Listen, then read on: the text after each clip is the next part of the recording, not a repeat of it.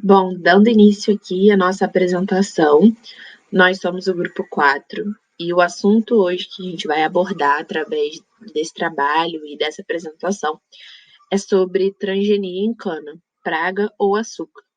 E os componentes aí do grupo são a Camila, o Felipe, a Giovana, o João Pedro, a Louise, eu, que sou a Maria Gabriela, e a Thaís.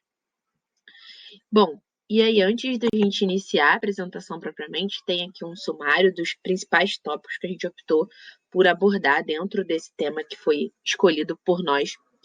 E dentre esses temas, a gente queria abordar muito sobre o histórico da cana, histórico dessa cana transgênica no Brasil, com foco aqui no nosso país.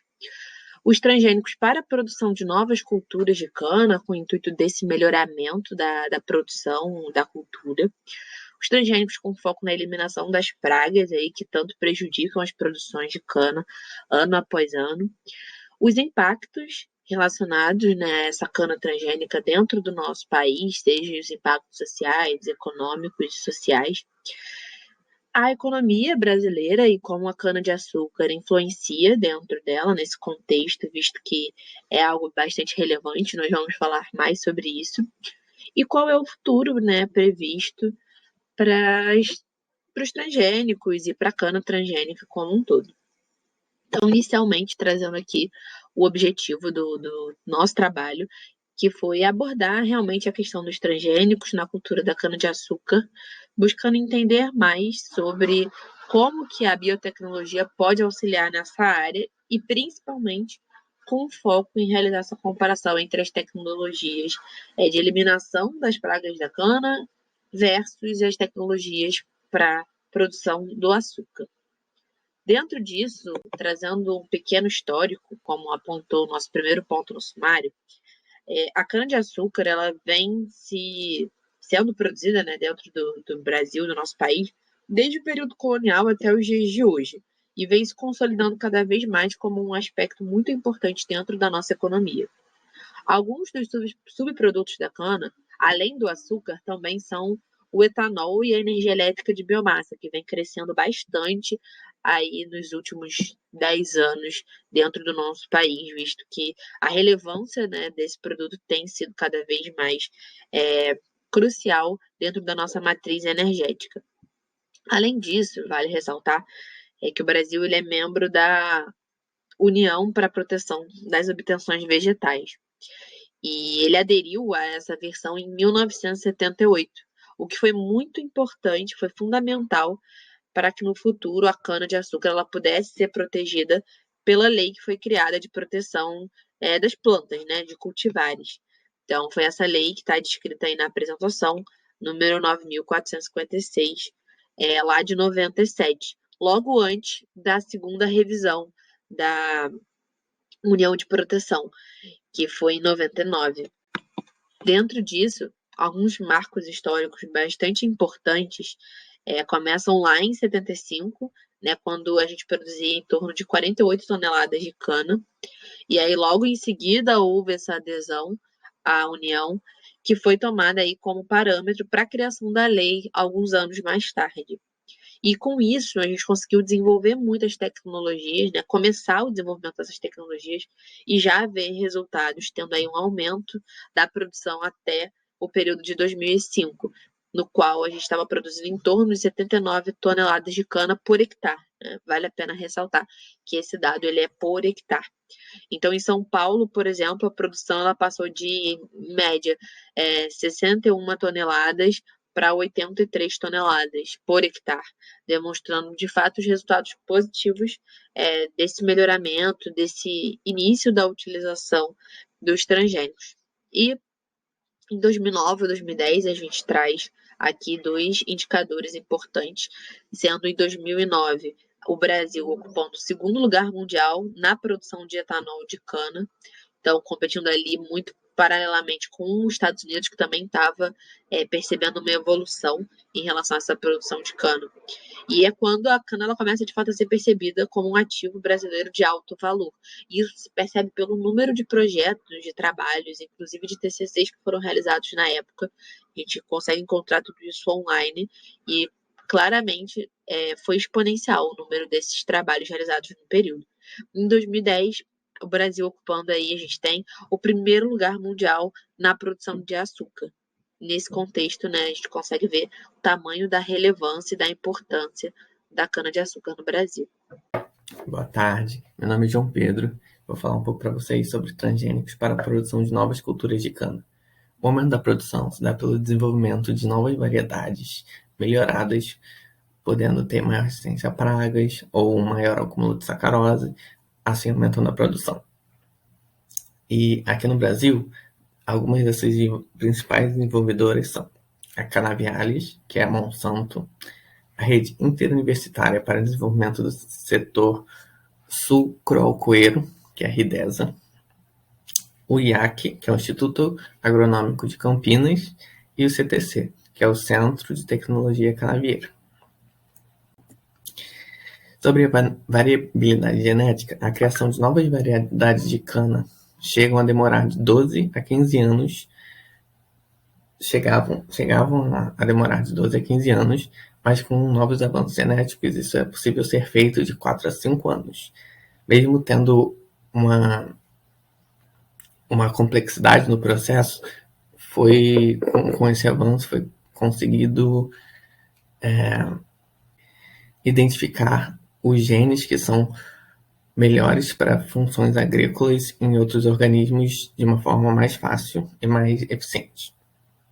A embriogenese somática é a metodologia in vitro mais eficaz no processo das plantas transgênicas, que consiste no desenvolvimento de células somáticas que se desenvolvem em estádios embriogenéticos, formando estruturas semelhantes a embriões sem a fusão de gametas. Oi, eu sou a Luísa e vou falar um pouco das melhorias causadas na produção pela transgenia de cana.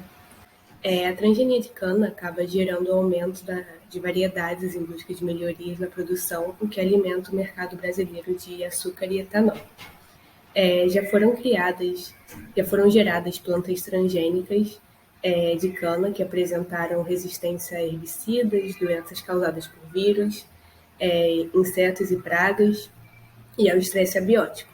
Essas características elas contribuem indiretamente para o aumento da biomassa e ao acúmulo de sacarose no colmo, que influencia no rendimento das atividades que tem como matéria-prima a cana-de-açúcar.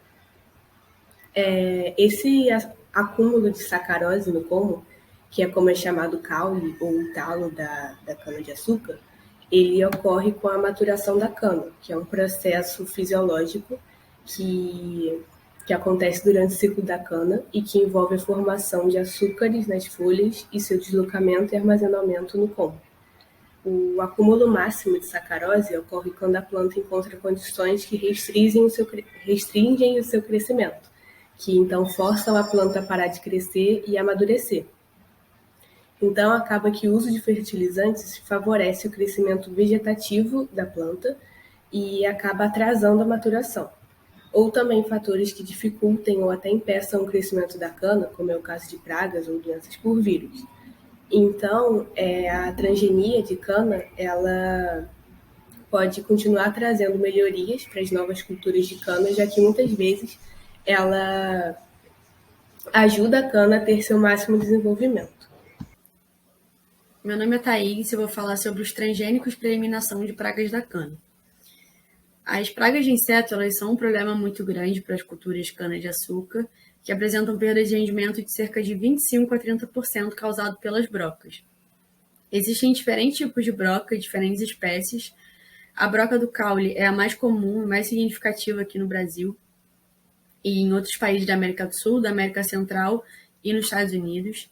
Na Índia e no Paquistão, a broca de raiz, a broca de cana-de-açúcar no Bangladesh, Tailândia e Austrália, broca rosa em Camboja, China, Hong Kong e Índia, e broca do arroz mexicana e a broca do caule rosa na bacia do Mediterrâneo, no Oriente Médio, também na Índia, na África, Quênia e Camarões. Bom, a cana-de-açúcar transgênica ela é vista então como uma alternativa ao uso de pesticidas, considerando as problemáticas, né, quanto ao uso dessas substâncias químicas, como, por exemplo, a criação de pragas resistentes, a contaminação da água e impactos, né, diversos em organismos diferentes. Nesse artigo que a gente utilizou para estudo, é utilizada a bactéria Bt como uma ferramenta. Essa bactéria, ela produz a proteína do grupo Cry, e nesse estudo é utilizada a proteína Cry1AC, e a técnica é que é inserido no DNA da cana-de-açúcar um gene que vai expressar essa proteína Cry1AC e que é tóxica. Então, ela é tóxica para os insetos e não apresenta nenhum efeito em outros organismos ou até mesmo nos seres humanos. Bom, então essa técnica que a Thais acabou de explicar foi usada em um artigo que a gente usou aqui para o trabalho. No caso, esse artigo criou uma cana transgênica usando a bactéria Bt e inseriu esse gene a fim de expressar a proteína Cry1AC para conseguir causar letalidade e matar a broca da cana-de-açúcar.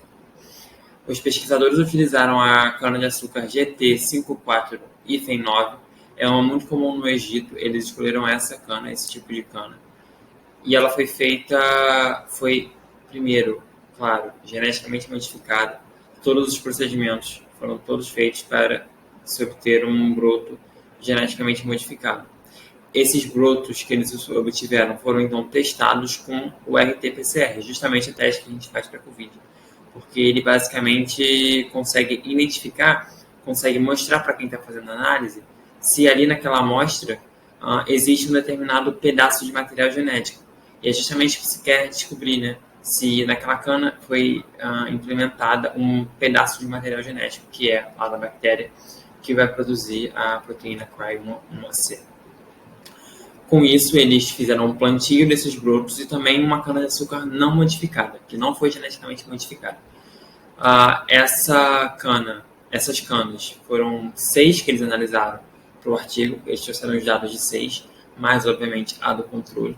E eles observaram que a dose letal 50, a DL50, ou seja, uma dose que conseguiria matar 50% das brocas de cana-de-açúcar, foi de 300 ppm para das 6 amostras, 4 delas, e 500 ppm para 2 dessas amostras. E com 1000 ppm eles conseguiram a total letalidade, então todas as larvas morreram com 1000 partes por milhão. Com isso eles concluem, claro, que essa técnica é muito efetiva, já é usada, já é uma técnica utilizada, inclusive aqui no Brasil, e ela é efetiva, foi muito efetiva, porque a planta de controle, óbvio, nenhuma larva morreu, nenhuma larva foi eliminada. Então, essa é a conclusão, que esse é um procedimento que é sim efetivo. E foi o que eles concluíram. Inclusive, eficiente e economicamente viável a longo prazo. Bom, eu sou a Giovana e eu vou falar um pouco sobre os impactos da utilização da cana transgênica na agricultura brasileira. A adoção da cana transgênica tem impacto positivo tanto para a lavoura quanto para o meio ambiente. Alguns desses impactos que eu quis destacar têm relação com a redução da aplicação de agrotóxicos na lavoura. Isso reflete não somente na diminuição dos custos por parte do agricultor, como também uma diminuição dos impactos ambientais, sobretudo nos solos e nos cursos hídricos próximos à plantação de cana. Além disso, a cana transgênica também possui um aumento no teor da sacarose e de sua biomassa, possui resistência a doenças e pragas, é tolerante à seca e também possui um aumento na produtividade da lavoura. Essa cana transgênica também seria muito benéfica para aumentar a expansão da cultura da cana no país. Falando um pouco agora sobre cana-de-açúcar e economia brasileira, é muito importante destacar que 21% da produção mundial de cana provém do Brasil. Além disso, em 2020, a exportação brasileira bateu recorde quando comparado ao ano de 2019, exportando 30,8 milhões de toneladas de cana-de-açúcar. Os principais compradores dessa cana brasileira são a China, a Argélia e a Venezuela, segundo a UNICA. Com isso, a utilização dessa tecnologia permitiria ao país a manter essa posição de destaque tanto na produção de cana, açúcar e etanol, além de favorecer a sua posição no mercado internacional, preservando ainda mais o meio ambiente. Bom, para o futuro dos transgênicos do Brasil, sobre os futuros dos transgênicos da cana, temos aqui alguns indicadores que no futuro ainda serão utilizados e continuarão sendo realizadas pesquisas para o seu desenvolvimento. O primeiro o Brasil exporta açúcar para cerca de 150 países e cerca de 60% deles não exigem aprovação regulamentar para importar açúcar feito por organismos geneticamente modificados. Isso é um indicador de que no futuro ainda serão utilizados porque os transgênicos são aceitos para exportação. O segundo é que a Comissão Técnica Nacional de Biossegurança, CTN-Bio, que atesta que o açúcar não é um organismo geneticamente modificado e nem derivado deste. Isso confirma que a cana geneticamente modificada não tem malefícios para o produto final. No futuro, o CTC pretende introduzir a tecnologia que tornará a cana tolerante a outros insetos e herbicidas. Isso mostra, que é esperado inovações e melhorias na genética da cana, então que vão continuar tendo pesquisas e investimentos nesse setor. Ou seja, a tendência no futuro é que haja desenvolvimento dos transgênicos para melhorar cada vez mais a produção.